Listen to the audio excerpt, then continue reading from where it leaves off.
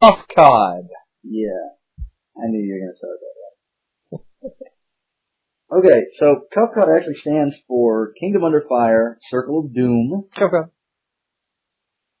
But it's got a nifty acronym, apparently.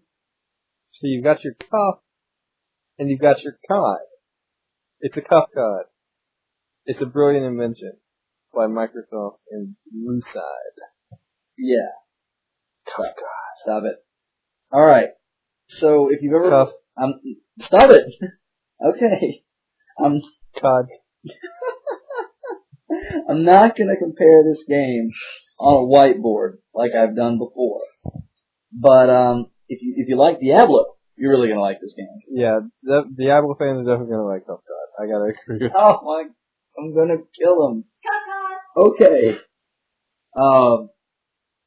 It was a pretty cool game. It's a third-person camera view RPG, action RPG. Yeah, it's not a Japanese role-playing game, even though it was made in Korea.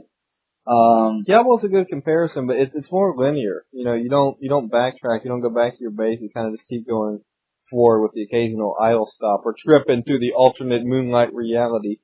Yeah, we always have our big annoyances in games. And that's pretty much all we ever list, isn't it? Yeah. People always think we hate games, and we give it like 4.5. Actually, because we have to find the stuff we hate. We've never given a 4.5. Ever. Alright.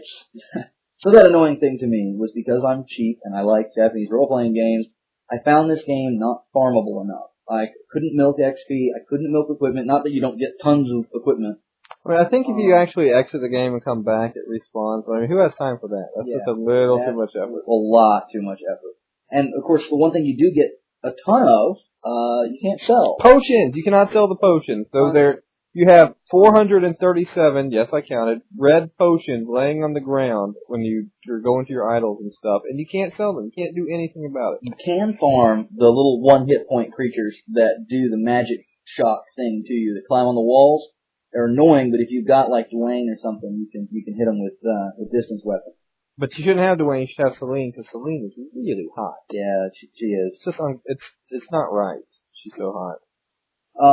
All right. So here's another comparison, but not quite so much.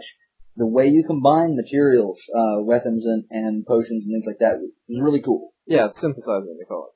Yeah, I mean it was like the Herodic Cube, which we had to look up the name of because it's been a while since we played Diablo. We're not that lame. But it was a lot more complicated and a lot more possibilities, so that was neat. A lot more possibility for failure, though. Since we're comparing, the quest, you go in... Comparison? Yes, that's a word now.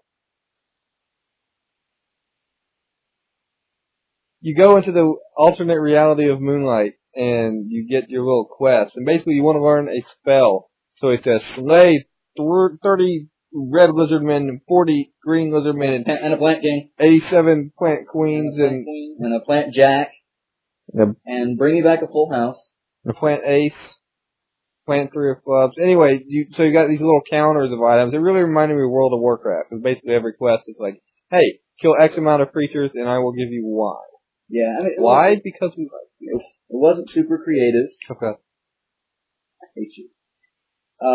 In that particular facet. But the actual backstory was kind of cool. I mean, standard good versus bad, but it was cool. Wait, you mean like all 18 of the backstories? Yeah, all 18. I like games with multiple backstories. That's okay. That's okay with me. Especially if they interact. Every enemy had his own plot line.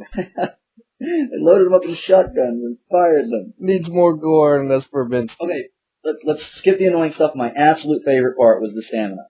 The SP, I hope was the acronym, or else I'm just an idiot and forgot it.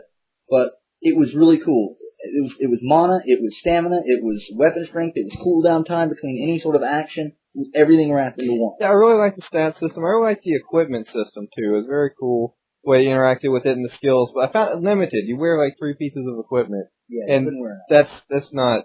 I don't know. That's kind of limited for a game in this day and age. I was really happy to see some of the skills on the weapons though. They were different. They weren't like Oak causes poison. Oak Yeah, causes weapon procs and stuff, like growth and stuff. It looks pretty cool. And the max level of 120. You know what? We didn't pre-decide what we're giving this. No, we didn't. So I hope we give it the same thing. I don't know. What do you want to give it?